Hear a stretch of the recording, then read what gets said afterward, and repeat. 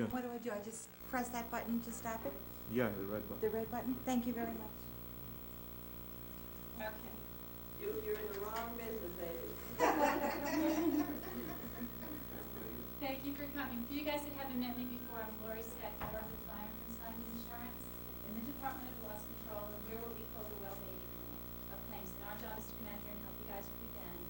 And was anyone here for the safety orientation seminar that we had done a few months back? Okay. Are we all nursing assistants here today? Okay. What we're going to talk about today is pretty much ergonomics with a focus on backs. Okay. Did you need me? Okay. Okay. What you have in front of you is two handouts. One we're going to focus on in detail, and the other is pretty much going to be information that you can take back and refer to and use. So you don't have to worry about taking too many notes. What we want to do is, does everybody know what ergonomics is? It's about fitting the job to the person. Excellent. That's okay. It's pretty much about fitting the job to the person. Okay? What you want to do is come up with controls to protect yourselves from any hazards that may or may not be presented before you.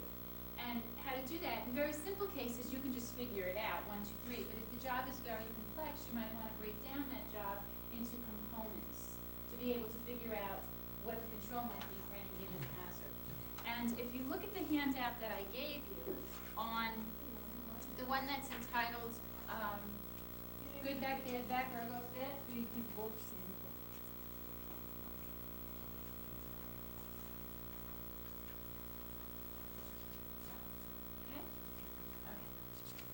Pretty much we have definitions in front on the first page of ergonomics.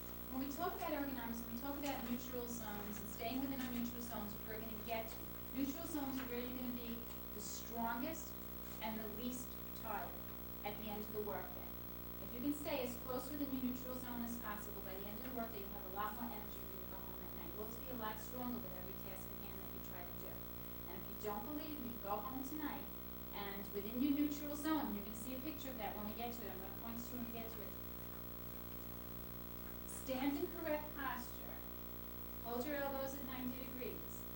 Put your hands in hand-shaped position. You're going to see all this as we go through that handout. And hold on to soup cans, heavy soup cans. Okay? Hold on to them for as long as you can. Write down how long you were able to do that. Then I want you to take yourself totally out of your neutral zone. Above your shoulders, way out in the air, arms stretched. Don't get hurt doing this. I don't want you to get hurt doing this. And hold those soup cans. And figure out how long it takes before you're tired. And that's your body pretty much telling you that if you stay within neutral zones, you will be stronger, you will be less fatigued. That's just a simple example. Okay? What we want to do is stay as close to your neutral zone as possible when you're exerting any force or repetition. Okay? Obviously, you're not going to want to walk around like a mannequin and always be within your neutral zone. We do range of motion on patients. You want to go to the extremes and exercise and stretch and warm up and do things like that. But when you're exerting force or doing a lot of repetition, that's not when you want to be way beyond your neutral zone. Okay? The next few pages talk about risk factors on the job. When you go back out onto the force, you'll be able to, when you leave here today, identify things that you may be doing, whether it's here or at home, that could put you at risk. That may be an ergonomic risk factor. Okay? Now, you might say, gee, I never got hurt doing that, so how am I at risk? Okay? Every time you lift incorrectly, you produce little microfractures in your discs. All right? What are your discs? You guys all know this if you did the safety orientation. Okay, do you remember what the discs are? The discs are in your back, they're between the vertebrae, and they're the shock absorbers on your spine. They're between the vertebrae, they're between the ridges, exactly. So they're the shock absorbers. They're like supposed to be soft and pliable, okay, like a jelly donut kind of thing, or like the jelly in a jelly donut, right? Every time you lift incorrectly, does anybody remember the example that I used in the safety orientation seminar with the chair? Like somebody sitting on a chair with 3 legs, and how long do you walk by that person sitting on the chair with 3 legs before you do something about it, or do you wait until they fall? obviously you shouldn't be sitting on a chair with 3 legs. Well, in today's day and age, when we know so much about ergonomics, we shouldn't be lifting incorrectly. Okay, we want to do something about it before something gets hurt. If we're lifting incorrectly and we do it frequently, we'll be producing little microfractures in our spines, which over decades will give us degeneration of sore back, fatigue. Who in this room smokes? Smoke cigarettes? Anybody? Okay. Okay. Does everybody believe that over time, somebody that smokes a pack a day for maybe 30 years might be predisposed to lung disease, heart disease, peripheral vascular disease? But when you have one cigarette, do you see what it's doing to your lungs or your heart? Okay, same case scenario. If you lift incorrectly, okay, you're producing microfractures to your disc, but you don't see that. You don't see it with each different lift. You only see it if you get hurt. I want you to think of lifting incorrectly as every cigarette. Okay? You gonna quit?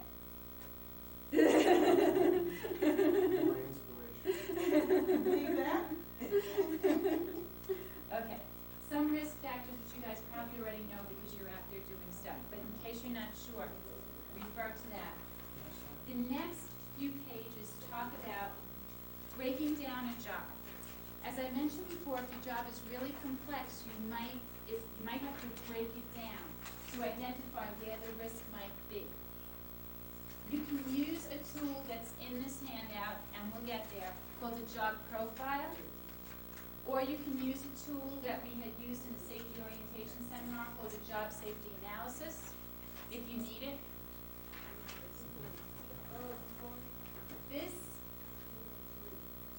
This particular job that they break down in this example is when you're moving a patient from a stretcher or to a stretcher, okay, transporting somebody.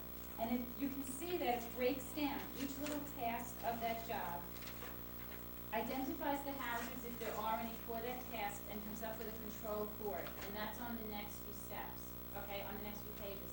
That's just an example for you to use in case you need to do that. If you remember the job safety analysis when we did the safety orientation, and it broke down the job, which all you guys should have, if not I can get you a copy, of replacing a light bulb. And it broke replacing a light bulb into 7 different steps. Getting a ladder, climbing the ladder, taking the globe off, replacing the bulb, putting the globe, the covering back on, getting off the ladder. And I think it was steps 3, 4, and 5 with the globe, the bulb, and then the globe back. Okay? That's breaking the job down. Looking at what might be a hazard. In those particular steps, you could get something in your eye. Have you ever changed a light bulb before, and especially outside, the little buggies get caught in the globes, and you pull it off and they get in your eye kind of thing? So the third column, you would say, okay, this may be a hazard, a potential hazard. I could get something in my eye when I'm doing this part of this job. The control would be personal protective equipment, goggles. Now, personal protective equipment is the last best tool to use when we're looking at ergonomics, when we're looking at taking care of ourselves and being at least risk. Only because when you use personal protective equipment and you resolve that, it's the best thing to use if you have no other solution. But when you're using it, the hazard is still before you. The first thing you want to think of, the best case scenario, is to totally eliminate the hazard. Come up with an engineering control. Okay? The second best thing to use is a training or an education like we're doing here today. We're talking about ergonomics, how to lift properly, how to use our bodies properly, where we're really the strongest and less fatigued. The third case scenario is when you've already done 1 and 2 to the best of anybody's ability, and you've worked as a team and you've brainstormed and you haven't come up with anything beyond that at that point, you're going to use personal protective equipment to protect yourself. But that hazard will still be there. All right? So this is a sample of breaking down a job. Should you need to, should it be complex? You go through the next few pages and you'll see a job profile. The page right after this job profile, this is a blank in case you want to use it, you do not have to. The very next page is one that's completed, which can give you an idea. And the thing I like about this is that it also includes work cycles and work schedules. Okay? Cycles being what you would want to change if you have a problem with a repetition type problem, where you're doing one task too many times in a short period of time, where you would replace that risk. So the answer to that would be to put other tasks in between between that one particular task. Okay, the example that I used before was placing, if a nurse is distributing, you know those pills in the bubble packages? Picture that nurse having to do that incessantly without any other tasks in the middle. As time went on, she'd have a repetitive problem with her hand if that's all she did. If she did it, and as we look through these pages, you're probably looking at if you did it more than 30 times a minute. But because that nurse is actually safer by having other jobs in between each pill she has to press through, in that she has to pour water, she has to open the drawers, she has to chart the medication, she has to talk to the patient. That's one of the controls that you would put in place if you have a repetitive type exposure. Putting other tasks in between that repetitive task. Okay? When you're looking at hands, repetitive motion, you don't want to really do it. And this is in there, and I'll show it to you, so you don't have to worry about memorizing the numbers. You don't really want to do it more than 30 times a minute or more than every 2 seconds. If you're looking at lifting, you don't want to do it more than 20 times an hour or every 3 minutes. Obviously, the further you can spread that out with your workflow, the better off you are. Okay? Let's go to, and job safety analysis doesn't have work cycling, even though it breaks it down, but it gives you the idea. So between those two things. The next area that we're going to focus in on and that we're really going to concentrate on is your neutral zones themselves. Now, in looking at posture, there's the ideal posture, okay? Shoulders back, lumbar spines, the curve, preserve the curves, lumbar spine bowed properly. She has her elbows at 90 degrees, which is in a neutral zone. Okay, this is the ideal. All right, sitting, which is a few pages in, now this is within our control. It's not out of our control. Okay, sitting is a dynamic position.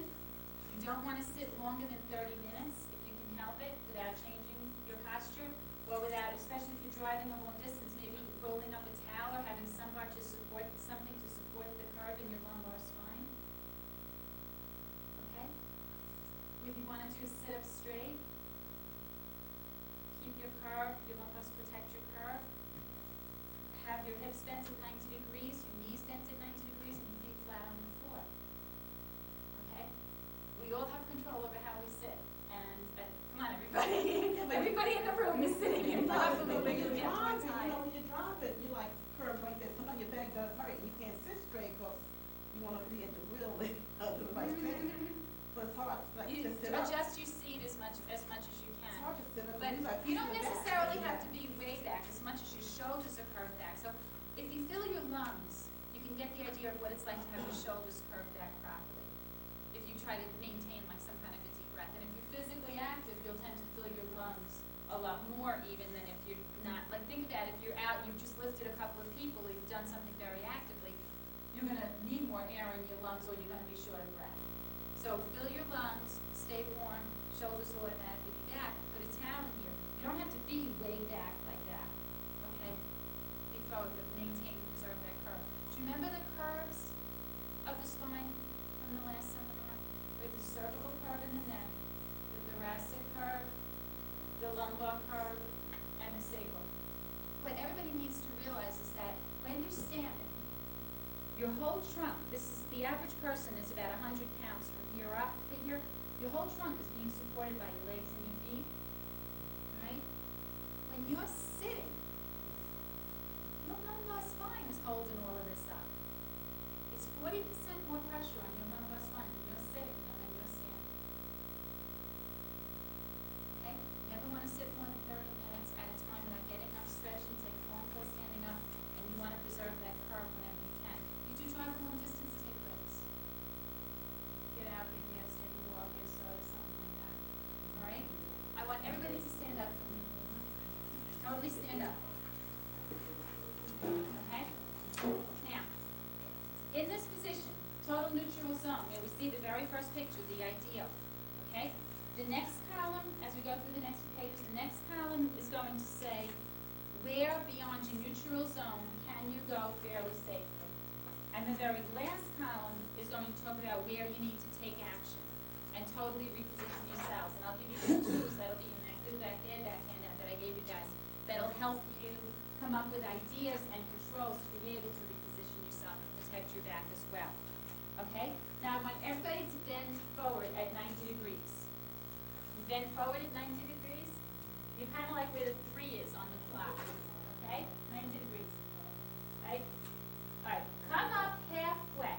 Only halfway. So now you're looking at probably 22 and a half degrees. No, 45 degrees. Right? Half of 90 is 45? Okay, that's 45 degrees. Okay. Now, alright, come up. Half of that is about 22 and a half degrees. Okay? Yo, in the back. Up. I've got a doctor's note. We'll talk later. He's here because he's out of Okay. health for vacuum. Okay. All right, we'll talk later. Okay? We'll keep you protected. We will. Seriously. Judge is not sure. Okay. Okay.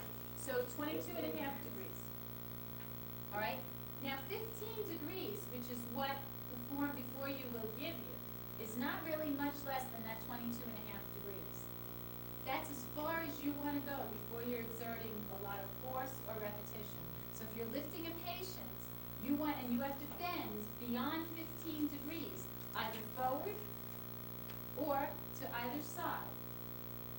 And we use general rule of thumb at 15 degrees for back and neck, although there are differences, and I'll show you those in a minute, but that's a good general rule of thumb. You want to think about repositioning yourself before you do the next part of that lift, so that you don't have to twist or bend beyond those points. And that's what we call seeing with an ergonomic eye, at least when it comes to the waist. Okay? But listen to your body. As much as you're going to go through these and you're going to have these ideas in your head, your body will also tell you. Because if you go like this, bend to your left and your right. Look at how far you can stretch if you twist to the left and the right. Okay? Now twist this way. Feel how your body is saying, Angie, you can't twist that far. Right? When you go this way compared to when you go this way or this way, you're a lot more flexible. Okay? Now look at your forms. Your forms will tell you you can really only go 10 degrees this way before you want to exert any force or repetition. Okay? So if you listen to your body will kind of tell you you can't go as far in that area. So it's really not that complex. Okay? Our bodies know what we can and can't do. Okay? You can sit and relax a second. Alright? The head, the same thing. If you're sitting at the desk a long time, you don't want to have your head tilted beyond 15 degrees for an extended period of time. Once again, repetition, force, extended period of time. Not meaning you can't go there at all. Okay? So, 15 degrees forward. Bend your heads forward 15 degrees down. Now I want you to bend them backwards. Can you bend them back as far? No. So guess what? When you look at the next page and it shows you the range to stay as close to your neutral zone as possible for bending your head backwards, it's probably going to be less than 15 degrees, right? What's it say? 5 degrees. Good. Okay? I want you guys to look at this, look at the task when you get out there, look at each other, and when you go home. And when you're doing things way beyond your neutral zones to reevaluate what you do. Okay? Ways to protect your back to keep you, let's just stay on backs for 1 second. Ways to protect your back to keep you within the most neutral zone as possible. Okay? We all know, keep things as close to us as possible. If we have to reach far for the patient, we're going to put more pressure on the back. We're also going to be more apt to bend and twist in the ways that we should.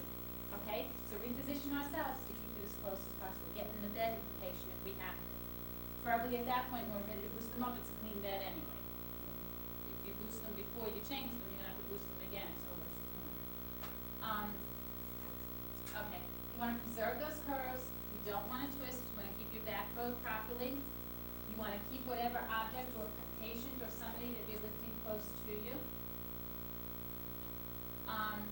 You want to build a bridge. And think about this if you're going food shopping and you have a gallon of milk, and the gallon of milk is on the other side of the car seat. Okay? What you want to do when you go to reach for that gallon of milk is build a bridge to support your back. Okay? You got to reach way out there. You're going to be way beyond your neutral zone. What kind of a control can you put in place to protect your back? You can build a bridge. You use your arm for support. Okay? Now I'm going to bend at my knees too because that's a lot safer and a lot more ergonomically correct. You're going to use your arm for support for your back on the seat and then reach out and get that gallon of milk. instead of doing that twisting, pulling motion, which is really not And fun. then you get in the car, I mean, it's fine, it's just. There's your other option, but what if it's in the middle? Okay. No, Pat. I agree with you, and there's many solutions, so basically you have the idea. You have the idea. It's come up with a different solution so that you don't have to bang totally incorrectly. If you have orange juice on the other side of the kitchen table, and the kids and everybody's in the way, and you're in a rush and you have to get out, and you're gonna get that orange juice the fastest way possible. Nobody's gonna hand it to you, everybody's got their heads in their own places.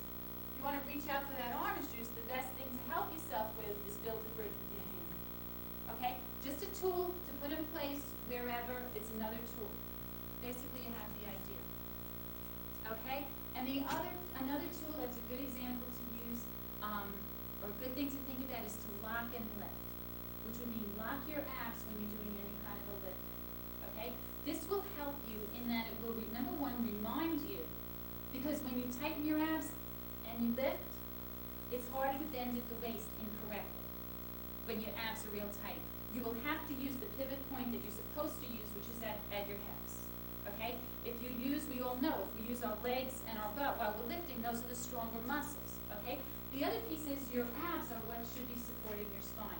You want to use your abs. The stronger your abs are, the more support you'll have for your spine. Okay? Rather than your back muscles, which are not as strong. Okay? So that will help you in two areas. Those principles are in the good deck there, that is your choice.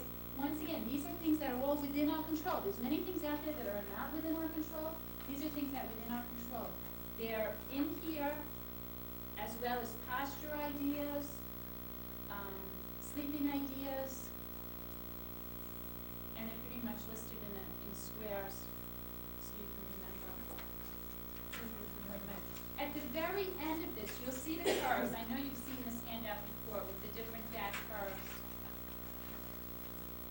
And then you'll also see some back strengthening exercises. Once again, don't do them unless your doctor says you can do them. And then there's an ergonomic game in the end that you guys can circle, but you don't know all your principles yet, but you'll be able to circle and play with how many ergonomic situations are incorrect that you would want to correct. Okay? Right. Coming up with ergonomic solutions is like a life process. Okay? It's like living life. What you're going to do is you're going to come up with solutions for tasks that you're doing, and then later you're going to think of better solutions. Okay? Or you're going to think of problems that maybe came out of your first solution, so you have to change it again later. It's like life. There's 2 steps forward, 1 step backward, 2 steps forward, 1 step backward. The bottom line is we're on a road to being as safe as possible and coming up with as many ideas as possible. Okay? With your arms, on the arms, when you look, I want you to look at the take action section, section 3A of the arms. Okay? And you see that you want to take action if the arms are way down here or way up here. And what you want to think about here is you don't want to do any heavy lifting, pushing, or pulling below your knees or above your shoulders with your arms way out. If you want to do a heavy pushing or pulling, the best way to do it is at your waist level, at or about your waist level in your neutral zones. Okay? One area that we can look at when we go out, and what I need you guys to do is look at your areas, look at your jobs, and see what you can effectively come up with an idea of a solution for a change to help you. Okay?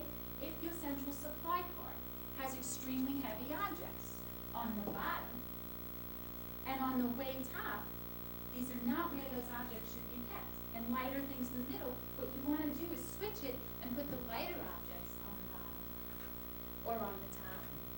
Or make sure you have a step stool to reach the objects on the top, but obviously it's even safer because heavy objects can be lower, and have the heavier objects to reach in the middle, because that's where you're ergonomically in neutral zone and more correct. That's an engineering control idea. Rearranging your workplace to meet the person. Okay, and keep yourself as safe as possible. All right. On the very next page, with your elbows at 90 degrees, which we touched on before, that's your neutral zone. That's your neutral zone. You don't want to exert any pressure, or you'll have less strength, or you'll be more tired if you're 25 degrees in either direction beyond that 90 degrees. Okay? don't wanna do repetition or exert force, anything beyond that. You wanna take action and change, reposition yourself while you're doing whatever you're doing. Strongest position for your hands is gonna be in handshake position. And with your knees, always see how this guy's knees are slightly bent? When you're doing anything, you wanna keep your knees soft, what we call keeping your knees soft. You don't wanna lock your knees. Okay? If you can help it. And then the very bottom of that page tells us how to sit properly. To be our back's best friend. Okay? The very next page defines repetition, where you would want to make changes in the workflow. The very first thing that it addresses is lifting and lowering, and once again, we're looking at more than 20 times an hour is a problem. Obviously, the least repetition that you have, the better. Okay, engineering controls, number 1. Administrative controls, which has changed the workflow, number 2. Okay, if you can get it under 20 times an hour, that's the best bet. You can spread it out over time. And for a hand, you're looking at more than 30 times a minute, which would be every 2 minutes. So what I would want to look at is obviously if somebody has a clerical job, certainly making sure, because you know people type more than 100 words a minute, or secretary, they type a lot. You want to make sure they're absolutely in an ergonomic correct position while they're doing it. That the joints are pretty straight or as close to neutral as possible, where you're not exerting undue pressure on those nerves. Once again, we're talking about repetition and force. Okay? The rest of these pages get into areas that you may or may not be exposed to on the job or at home. It depends if you're gardeners or don't forget we work with all industries. So what you'll have here, and you can take this information home with you and make sure you're safe at home, is things with grips, using grips. I used an example before. If you look at the next page, and you see the ideal being something that's in your hand that fits your palm like this, you're going to be strongest. As opposed to, there was a cup here before that I was able to grab to use as an example. But that's the size of something that would be most neutrally or ergonomically correct to have to grip anything or hold anything or exert force. I mean, there are people that work in machine shops that put their bodies to extremes, okay? As opposed to a pinch grip and having to exert any force or repetition with the tips of my fingers. This is a lot more ergonomically correct than this. And on the market today, there's even little apparatus that you can attach to a pen. They call them like arthritis pen things, so that you can grip a pen more naturally for somebody that writes a little bit more. Okay, there are tools out there today for us to use. Okay, and a lot's within our control, ideas that we can have if we want to put them in place. All right, pretty much the rest of this just has some more additional ideas if you guys work around the house, if you're doing any, if you're handy people, handy women or gardening or anything like that. These are helpful. Obviously, if you're working outside and the temperature is very cold, you want to dress your body warm. This year we didn't have that much snow, but you want to take a look at that. Okay? Even using your body throughout your job here. You want to be warm, you want to stretch. Okay? If we stretch and we warm up our muscles, they're less apt to snap than if we don't. And if we don't have time to do that, if we think about it, if you can just dance around while you're brushing your teeth or something, if we think about it, the key is, if you look at the very front of the one handout that says documentation up front, it's in the front of the ergonomic handout, the very first sentence is going to be protect your back by using your brain. Okay? So anything that you can think of to keep your body warm, keep your posture correct, stay as close to your neutral zones as possible, change engineering, use engineering controls, number 1, on top of the hierarchy. Number 2, use your ergonomic principles, and number 3, use personal protective equipment before putting yourself at risk. Okay, and this is all within our control. There's so many things in life that are not within our control. This is within our control to do. Okay? There's another area in that handout that's real important on that first page. And it's under additional key elements. If you see the bold sentence that goes across the page, we were talking about you will not be able to solve all the issues at once. We already talked about that. We talked about almost everything on here actually already. But the key elements, meaning communication with your patients and coworkers, pre-transfer, pre-visualizing your lift.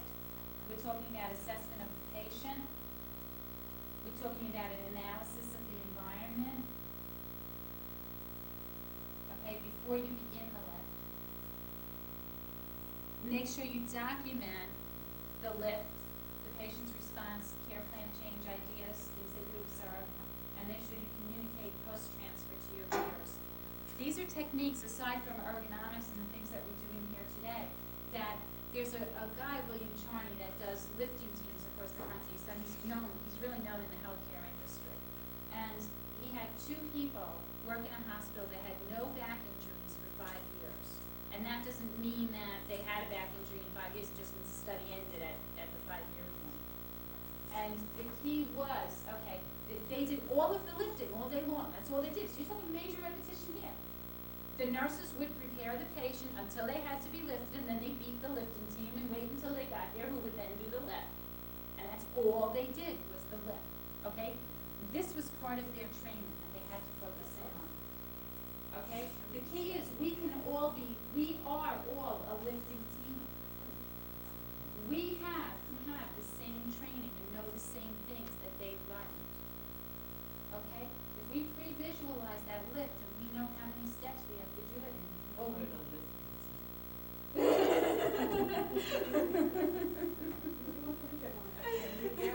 then you'll have to go to the gym at night like me, because you won't get it out in the day at work. You get paid to lift, just think about it. I'm going to do it on my own time.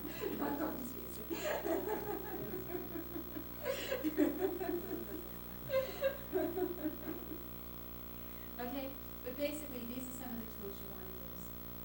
I'll be working with Linda afterwards. Terry, I know, I was trying to know, I don't know if you and I will be working together afterwards on this whole thing. And looking at, report if you have near misses, if you have ideas with each other, brainstorm, be a team amongst yourselves. Whether we end up having a formal team here at Birchwood, or you just a team among yourselves, the bottom line is a team approach, come up with ideas, brainstorm, figure out a way to ergonomically approach things correctly. When you get ideas on how to change the way a patient, you come up with a good idea of how to lift a certain patient in a certain area that you know is difficult, communicate that to your peers.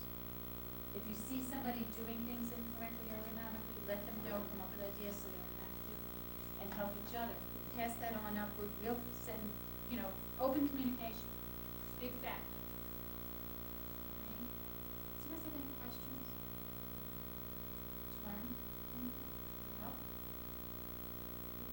Yeah. Say yes, you can go home. Yes, but actually you won't know until you tough situation. And we're going to help you with that, because if you find yourself where you really have to get out of an ergonomic, where you're ergonomically at risk, which now you have the eyes to see, and you don't know the solution, and your peers can't come up with the solution, you communicate that on upward, and I swear to you, we will sit and we will figure out. Okay? And we'll pull you in and help us too. Be safe, be healthy. You can keep both of them, absolutely. You?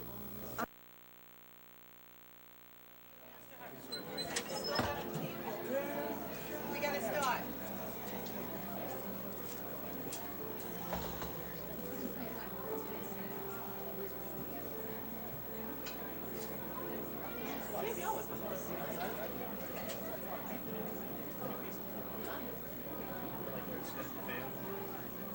Shut up.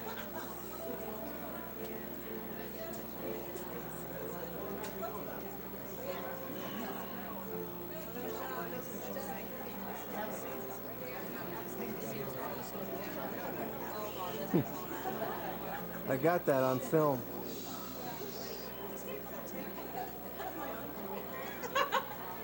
Hold on, keep it right.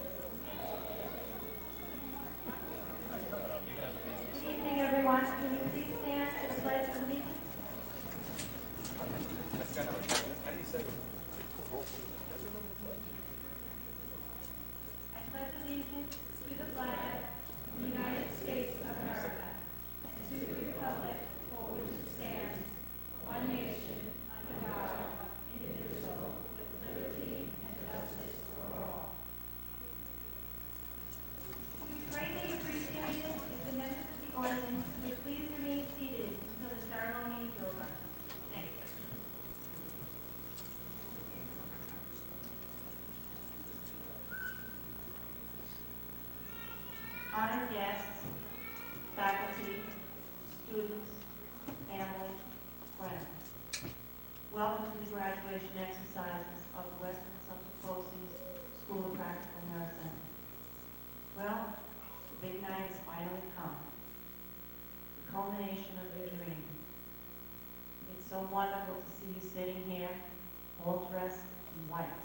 And all smiling, and at the same time. I feel doubly blessed.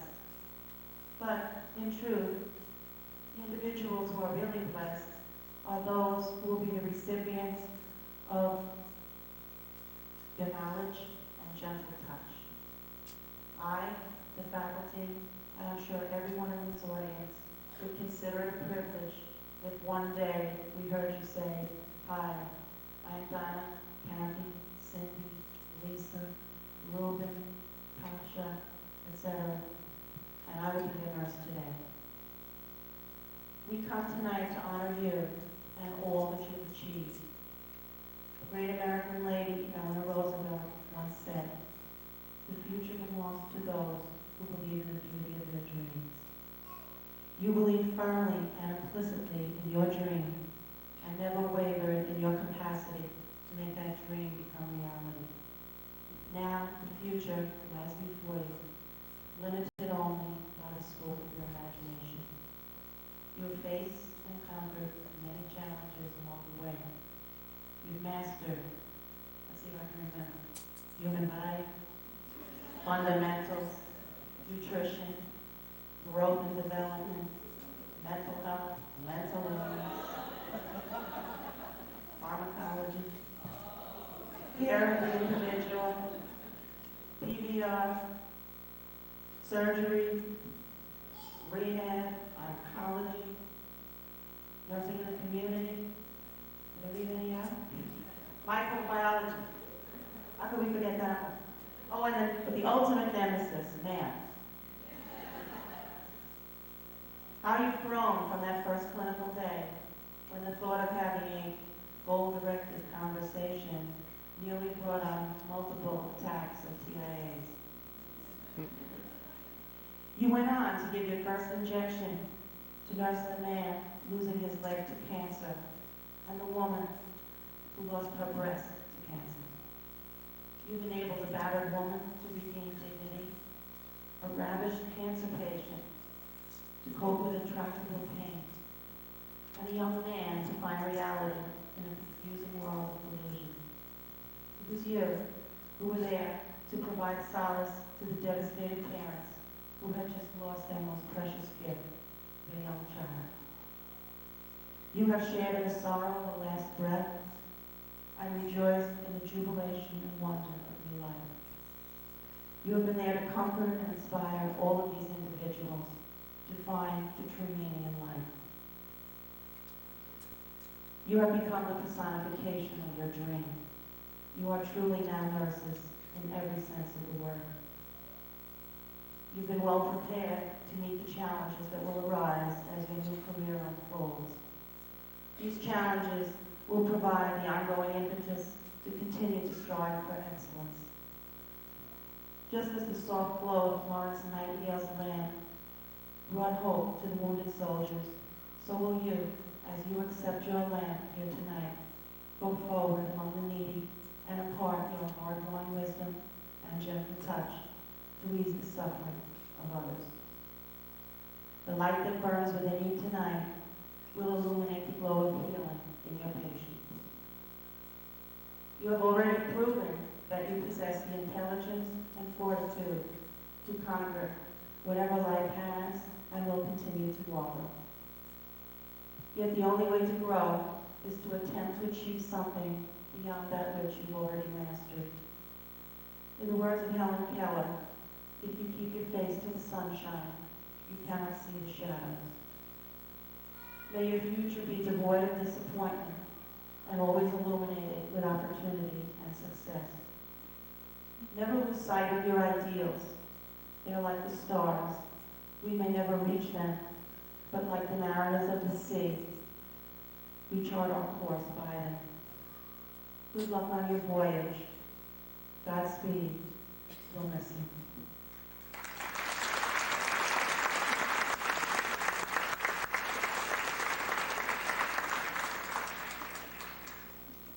I'd now like to introduce some of the people in our audience who've made this special night possible. First, the Board of Cooperative Educational Services is instrumental in encouraging the actions necessary to provide occupational education for anyone who seeks it.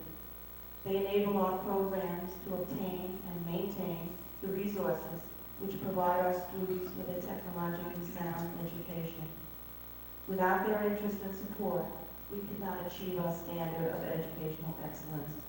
Here to represent the board tonight, please welcome Mr. Sidney Finkelstein.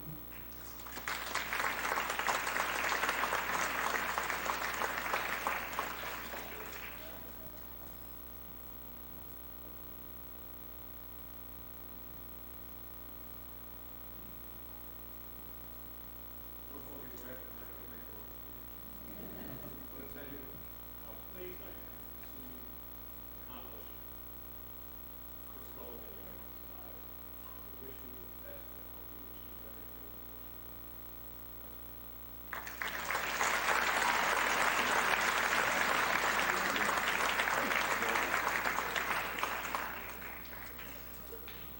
This next very special lady wears many hats, and amazingly enough, she wears each of them well. A devoted nurse and administrator, she nurtures and guides both faculty and students every step of the way. She gives tirelessly of her time and energy to ensure programmatic success. Her interest, trust, and belief in our abilities enable each of us to reach our potential. She is a strong shoulder, soft-hearted inspiration to us all. Ladies and gentlemen, the principal of North Shore Campus, Mrs. Eileen Anderson.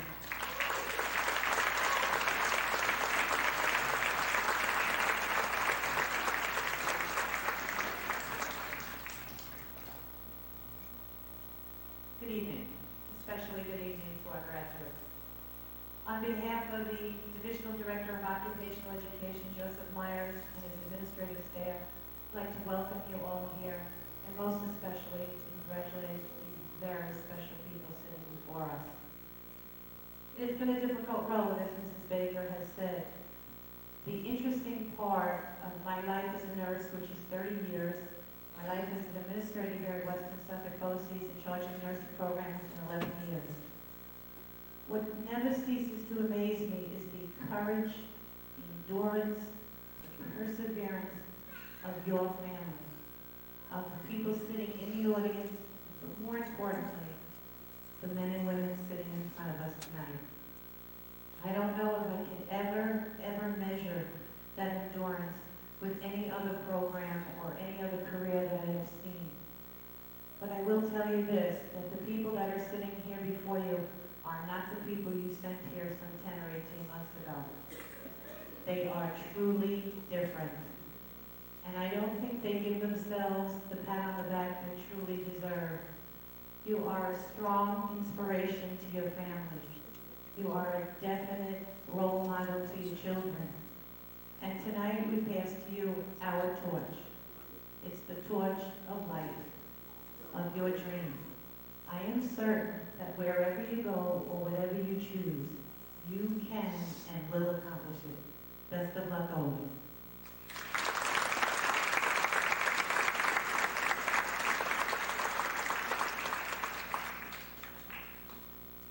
It has been said, teachers affect eternity.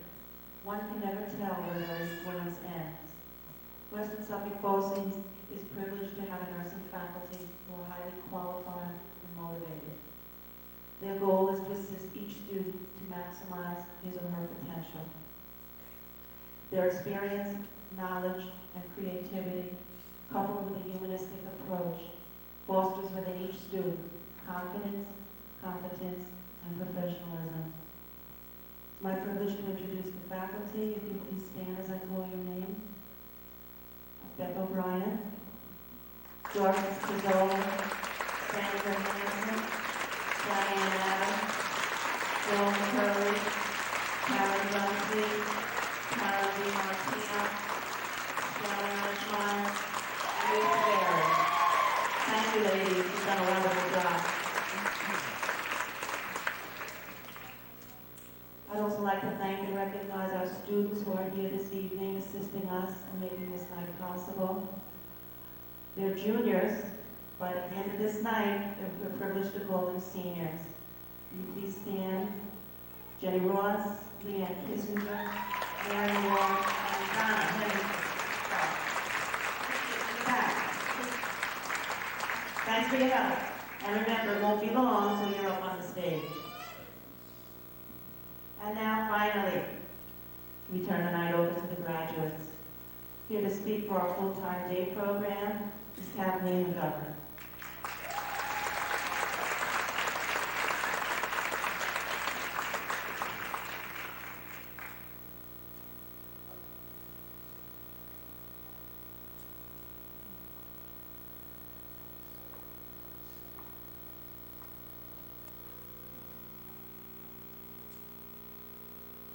Good evening and welcome. My name is Kathleen McGovern, and I'm one of the students to be graduating this evening. My fellow students, who are also my very, very dear friends, asked me to speak on behalf of all of us, for which I am very honored. We were taught the definition of nursing, which is most basically defined as the care of others. That care may involve any number of activities, ranging from carrying out complicated technical procedures to something as seemingly simple as holding a hand. Nursing is a difficult word to define because nurses carry out so many different activities in many settings. But I think our definition has changed as we progress through this program, reflecting changes within ourselves as we learned about and experienced nursing. Nursing was described to us as a science and an art. The science of nursing is the knowledge base for what is done, and the art of nursing is the skilled application of that knowledge to help others reach maximum function and quality of life. Our first clinical rotation helped us to start to understand and connect the idea of nursing as a science as well as an art. In the classroom, we were taught communication skills, starting anatomy, physiology. We learned some basic nursing skills, and we were sent to a nursing home. We were to provide very basic care for our patients, or as we like to call them, our clients. There was one student nurse, one client, for a week, from about 9 o'clock in the morning till 2 o'clock each day. We were very excited and a lot nervous. But we were so pleasantly surprised as to how much we really knew already and how well everything went. And we learned so much on that first rotation. But the most amazing experience was the change we saw in our clients at the end of that week. The very positive change in every one of our clients. It truly did make a difference. We'll never forget it. We've had many wonderful learning experiences thanks to some very professional, knowledgeable instructors who truly cared enough about us to extend their expertise to us and made it possible for us to get a real sense of our new profession. Many of the nurses and nurses' aides were so helpful to us and so very patient in answering our many questions when we were at Stony Brook University Hospital, Good Samaritan Hospital, the Veterans Administration Hospital, St. John's Nursing Center, and Wisconsin Nursing Home. Our class has been together for almost 1 year. We've shared our joys, our anxieties, our dreams, and from this, we became very, very good friends. In the last few weeks of classes, we spoke of how much we feel we've grown in such a short period of time. We were truly there for one another, rooting each other on, helping each other study, lending a shoulder to cry on, God knows, and an ear to listen to. And we know how hard we've worked, and we made it Lastly, and probably most importantly, we thank our families for giving us their strength and support. We thank our friends for understanding why they didn't hear from us very often. And some of us are lucky enough to have children who would tell us, good luck, we love you, and it helps so much. And to our husbands who carried a huge job of sometimes being both mom and dad. Without the support, it may have made it impossible for us to stand here tonight. We're all very anxious to start our new profession and to continue to grow intellectually and spiritually in the science and in the art of nursing. Thank you.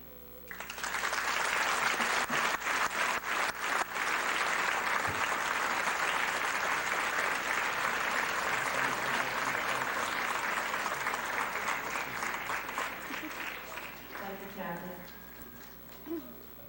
And now to speak for the evening class, we have Ms. Donna Milton.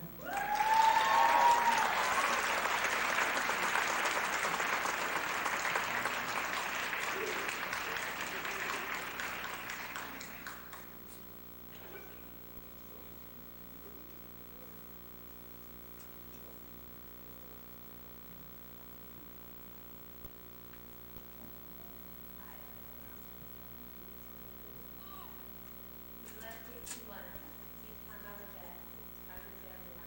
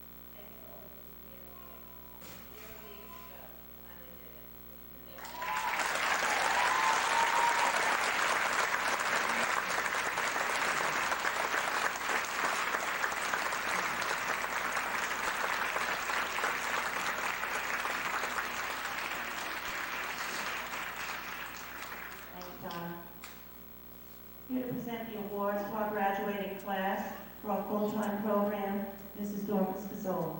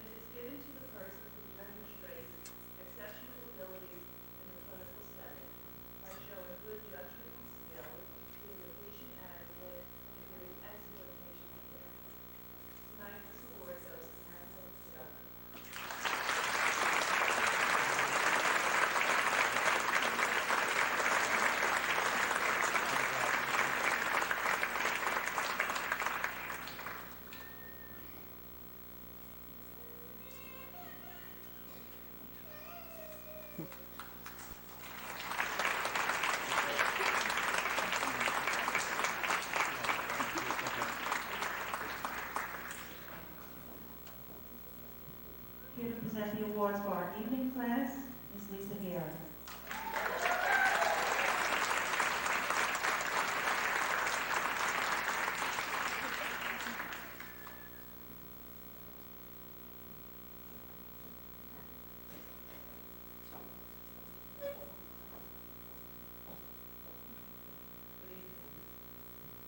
In preparation for tonight, I looked up valedictorian in the dictionary.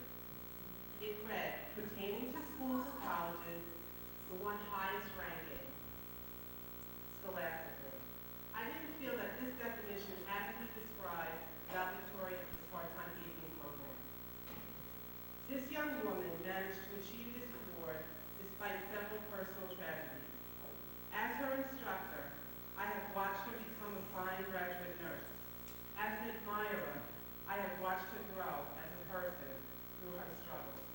I have been with Western Suffolk Okies for 5 years, and I've never felt as proud as I do tonight. I'm pleased to present Lisa Baez.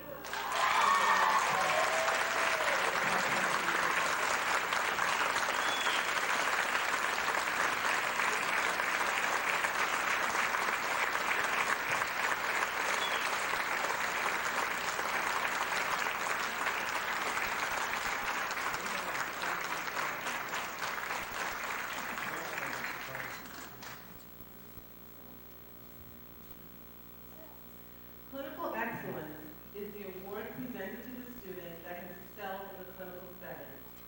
The recipient of this award in the part-time evening program constantly sought out new experiences, eagerly helped her peers, and thoroughly cared for her patients. Her compassion and care are inspirational to us all. I am proud to present Kathleen Mayers with the Clinical Excellence Award in the part-time evening program.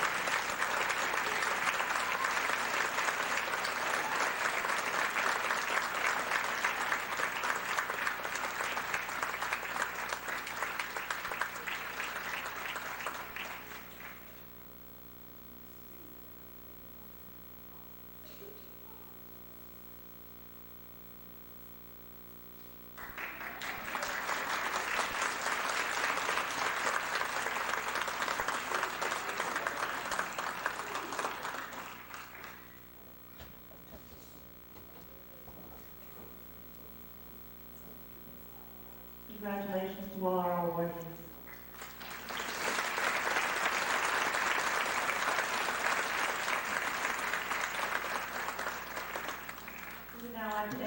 Sanatrella and Mr. Finkelstein to assist us in awarding the certificates.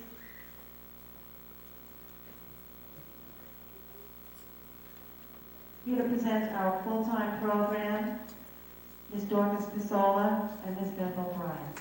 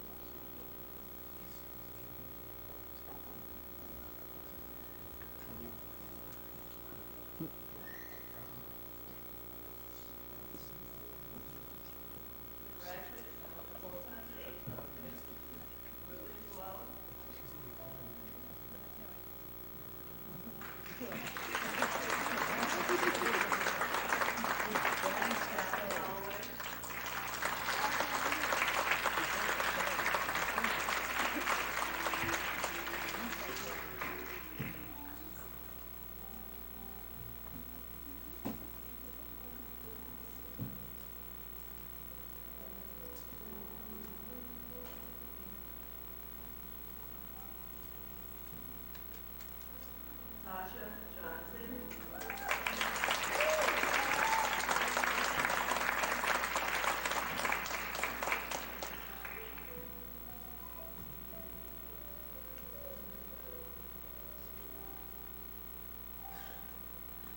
Kathleen McGovern.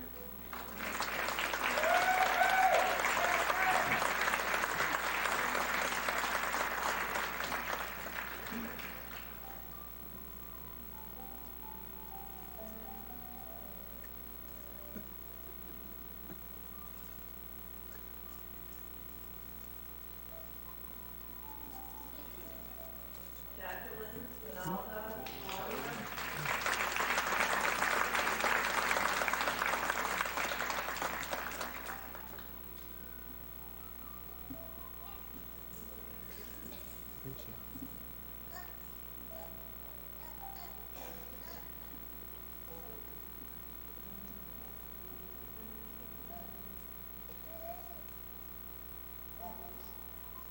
Kelly O'Malley.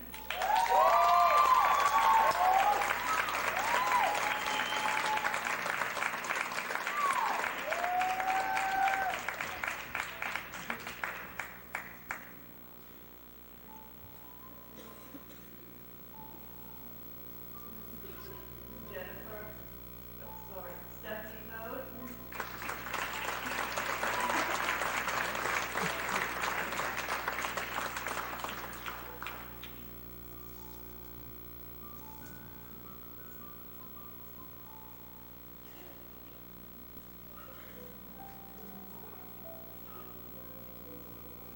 Jennifer Walsh.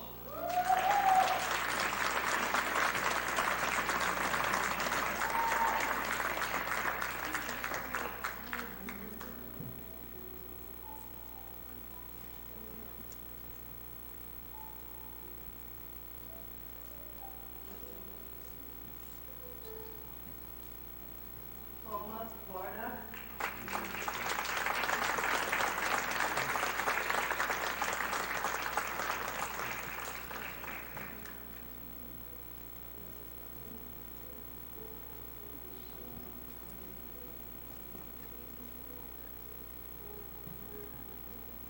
Corinne Laris Yovita.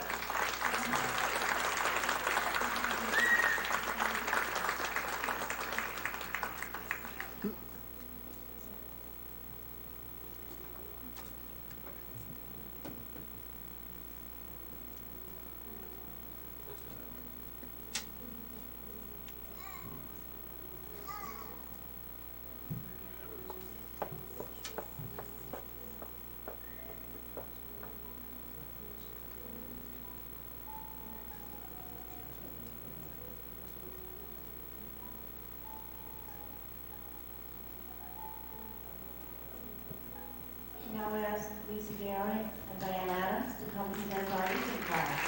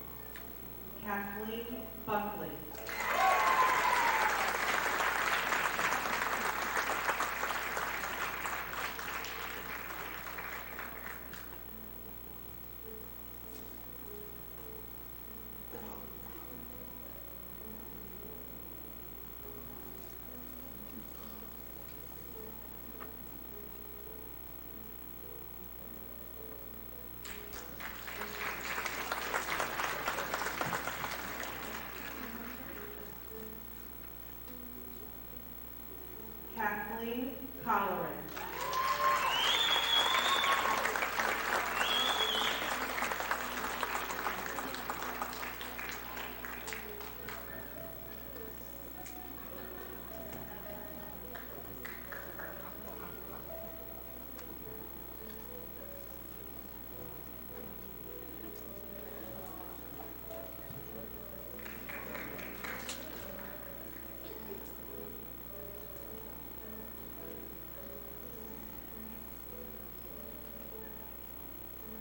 Ruth Garcia.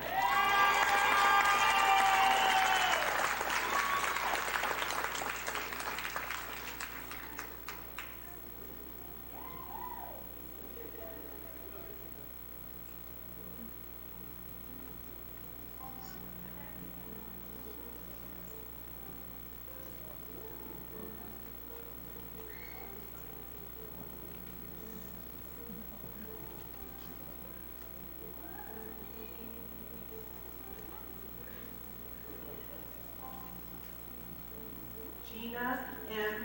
Grimaldi.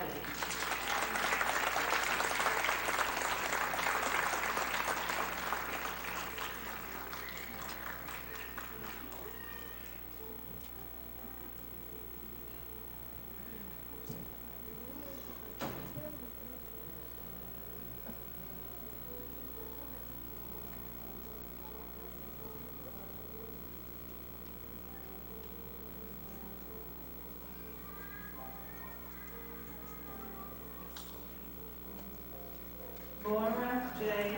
Guadagnino.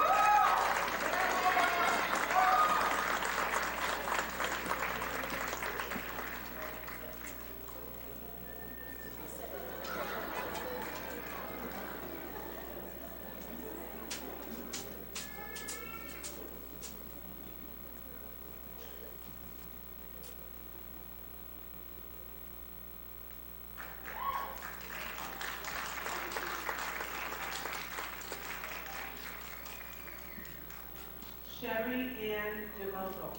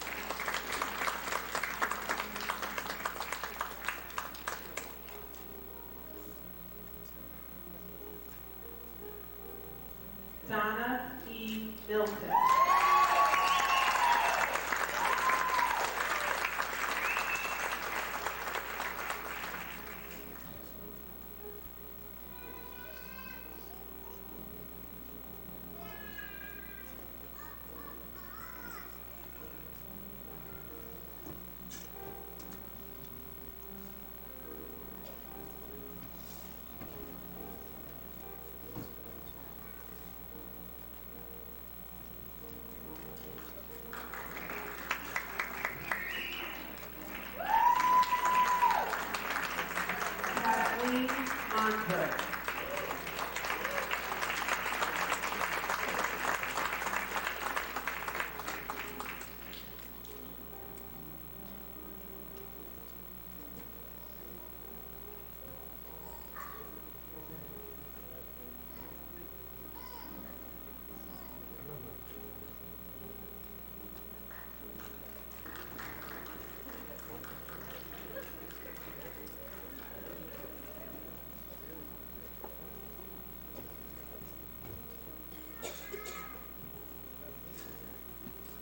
Mary A. O'Donnell.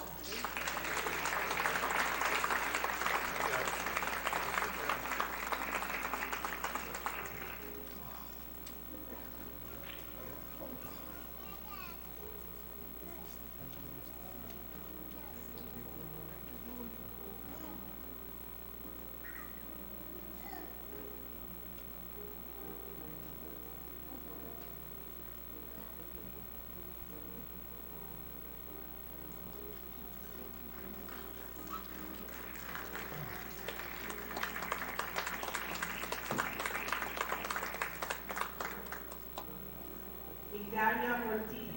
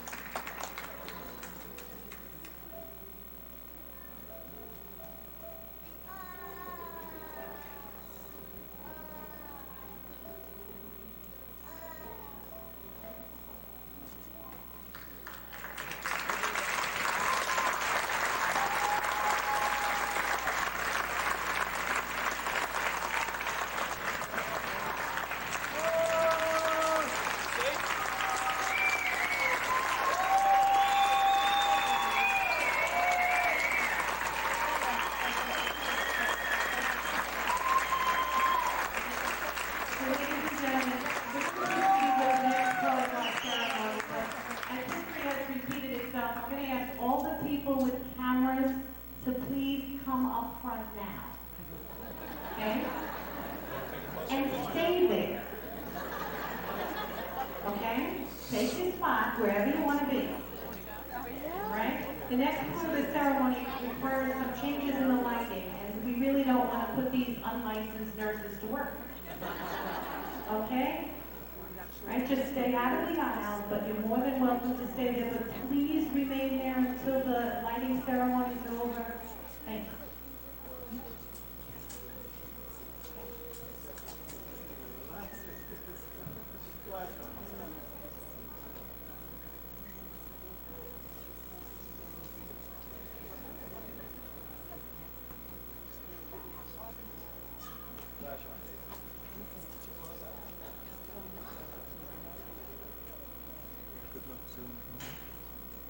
Oh, yeah.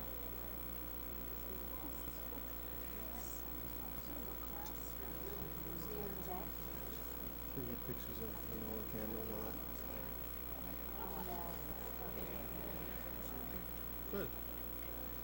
Back to normal.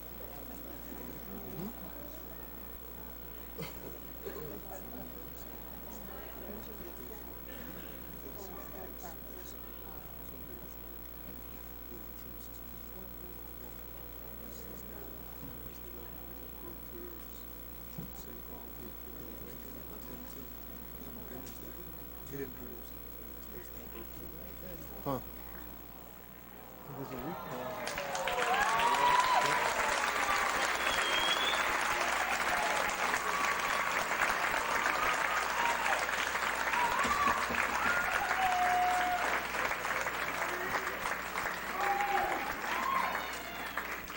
Our graduates will now take the nursing pledge.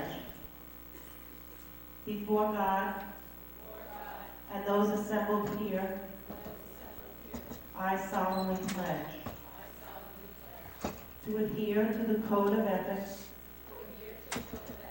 of the nursing profession, to care for the sick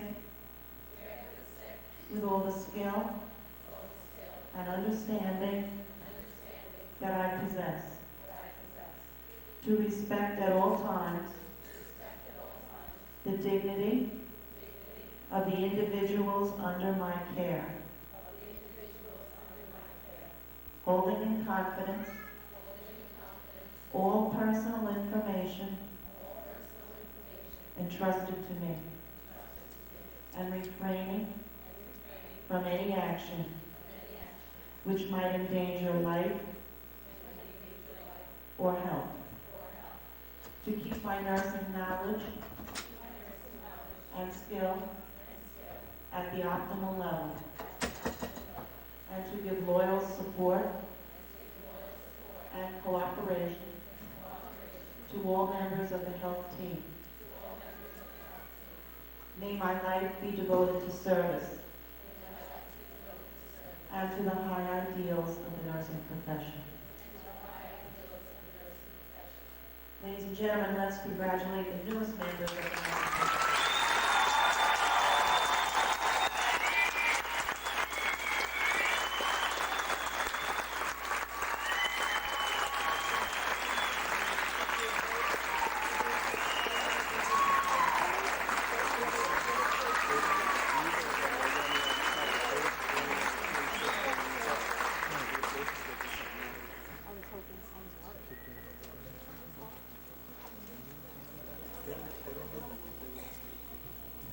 One of our traditions here at BOCES has always been that upon leaving the stage, each of our graduates is presented with a rose.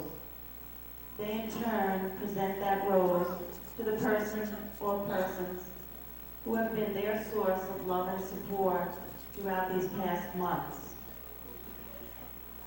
You have played a significant part in enabling them to achieve their dreams and allow their light to shine so brightly here tonight.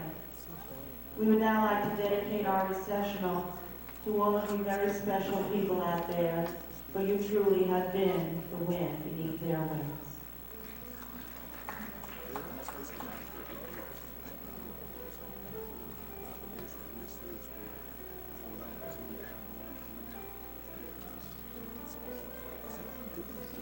If It must have been cold there in my shadow. To never have sunlight on your face.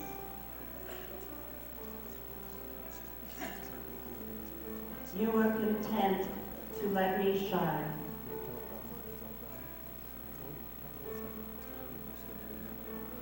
You always walked a step behind. It might have appeared to go unnoticed.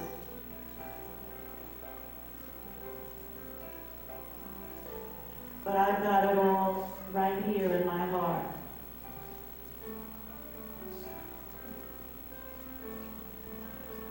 I want you to know I know the truth.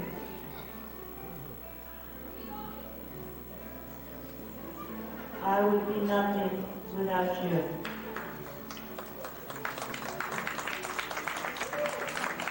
Did you ever know that you're my hero? You're everything I wish that I could be.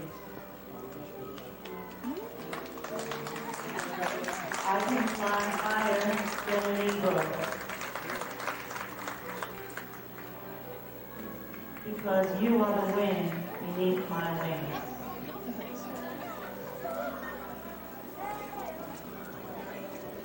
Ladies and gentlemen, thank you so much for sharing this occasion with us. Have a good night.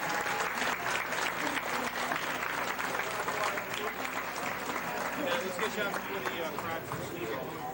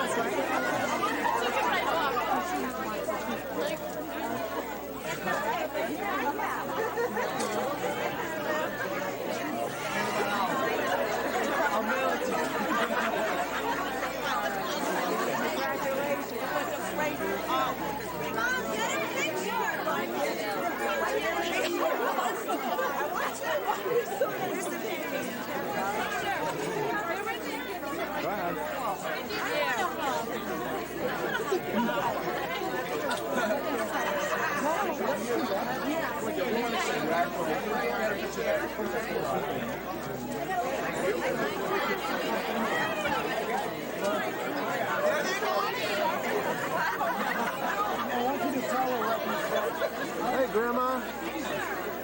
Hi, Tim. I'm a proud grandma. Yes. I'm a proud grandma. Yes. There's Foxy Ingrid. There's Foxy Lady. The new hairdo. Woo! Hot Mama. Oh, boy. Get some of them, huh?